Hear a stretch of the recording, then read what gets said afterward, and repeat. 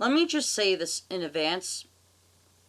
I know this video is not going to please a lot of people. However, I hope this does help some people who feel this way. I hope it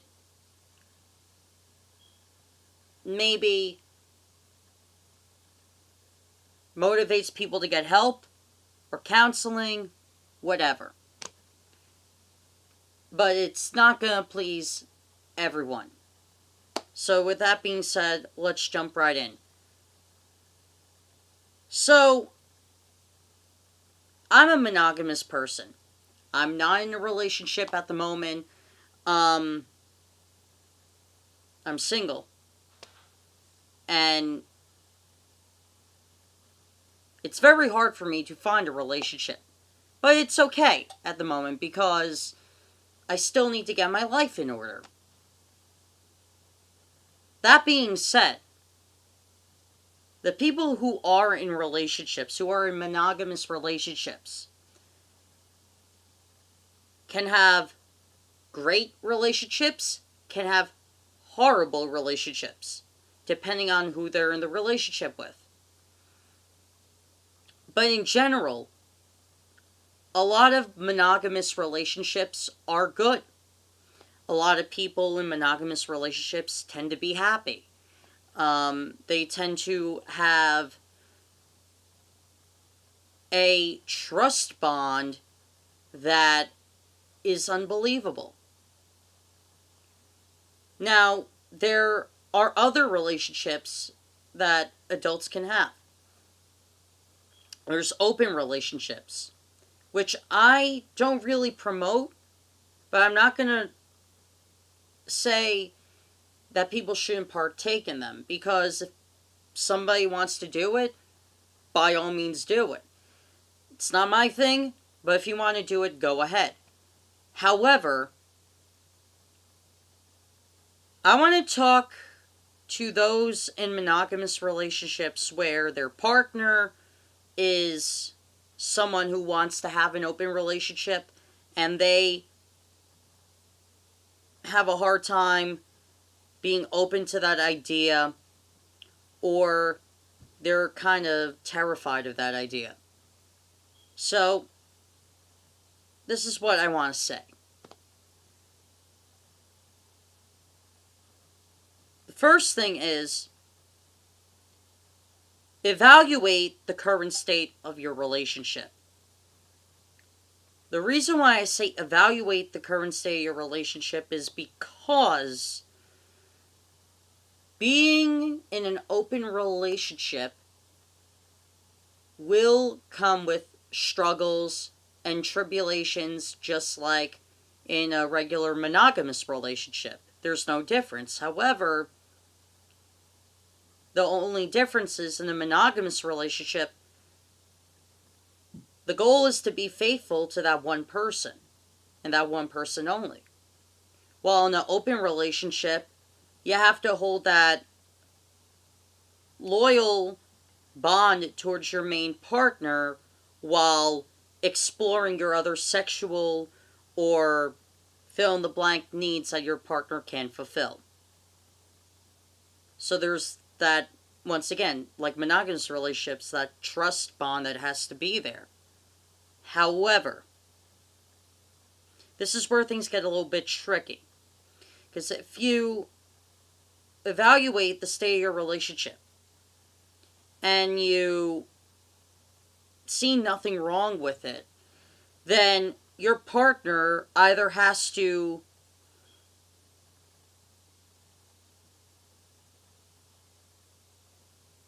say,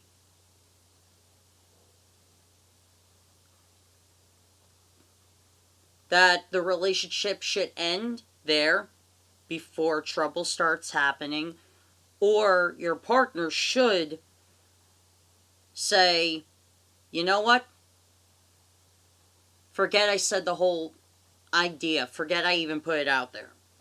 I'm sorry. I shouldn't have even put that troubling thought in your head.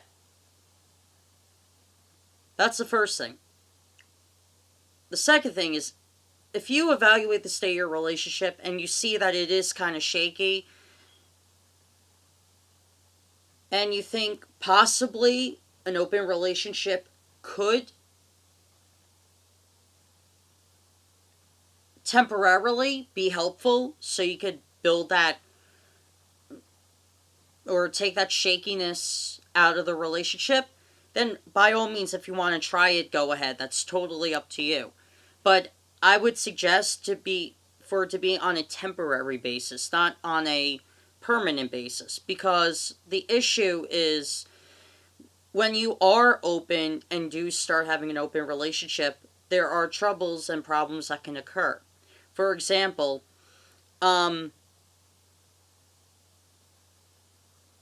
you might, the guy or girl who's wants the open relationship and the other one who's a little hesitant to date other people when they know they're in a relationship with a person, they, let's say the person who is or wants an open relationship starts to get feelings for the other person and they start to forget you completely exist. That's a huge problem. That's a huge problem because not only can sex in the bedroom decrease, but what could happen is it could lead to them not them wanting you to touch them ever again, or that they see more of the other person and they spend much less time with you. That's a very well possibility. That could happen. The other thing that could happen is that, let's say you, in this case, start to get depressed. You could, even though it'll hurt you, but it might benefit you to tell the person, I can't deal with this. I have to leave. You know, that could be a very well possibility too. Those are negative downsides of an open relationship. Can there be benefits? Depending on the couple, yes. But is there more negatives than positives? I wouldn't say that, because in a monogamous relationship you have just the equal amount of pros and cons. So I would say that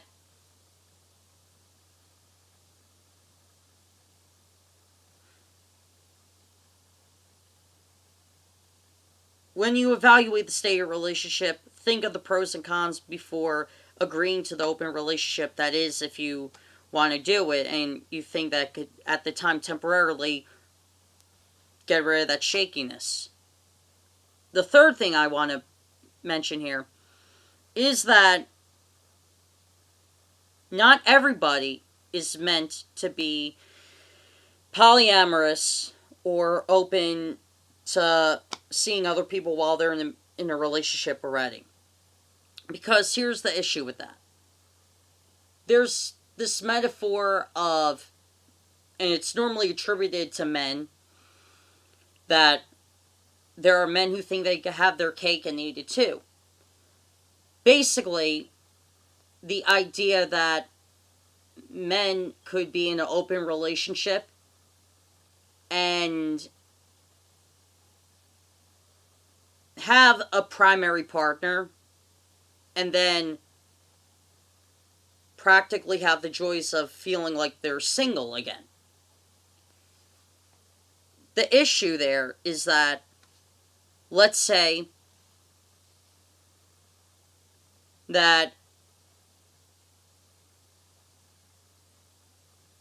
this guy breaks the rules and or boundaries that his partner set up with him. What's the consequences of that? The same consequences as a monogamous guy. A breakup, right? So you gotta be careful with these types of relationships. You really do.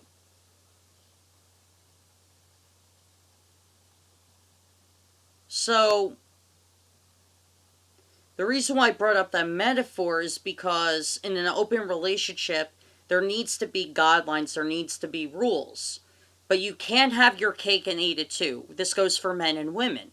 So, if you know that you're in a relationship already, for most of that time, you should be with your primary partner for most of that time.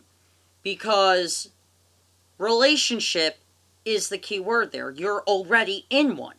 So for most of the time, you should be with your partner, and then maybe other times, you or them maybe casually hang out with other people. I wouldn't say casually date other people, because to me that's consensual cheating at that point. That's just, in my opinion, consensual cheating. However, casually seeing other people, but with no strings attached. So, yeah. You got to keep in mind that there are guidelines, there are rules, there are boundaries that should not be crossed. There's a loyalty trust in the main relationship. So, you should really plan it out. And this is just me speaking. Majority of the time, I think you should be with your primary partner for most of the time. Because that's where most of your needs are going to be met. Because they know you more than these casual people you're seeing. And then figure out the other percentages of time where you're with other people, but not crossing those boundaries. So, I hope this video helps, because I know that as a millennial, as someone who's more of a traditionalist when it comes to relationships, I'm pro-monogamous, I'm pro-majority of people who are team monogamous, but I think for me personally, being monogamous is the best option for me. Because I can't deal with the mental capacity of juggling a open relationship. There are people who can, good for you, but that's not me. So, I would say, think of those three things, evaluate the state of your relationship. If the state of your relationship is shaky, then consider being open to it, that is, if you want to. And then, 3, set guidelines, set rules, and remember, you can't have your cake and eat it too, but yeah. That's my main thoughts on open relationships. I don't think they're great. They might work great for other people, but this whole idea that open relationships are the way of the future, I totally disagree, especially when children are involved and when, people with certain mental conditions get involved with them, because there are people that have anxiety, depression, so on and so forth, or people that have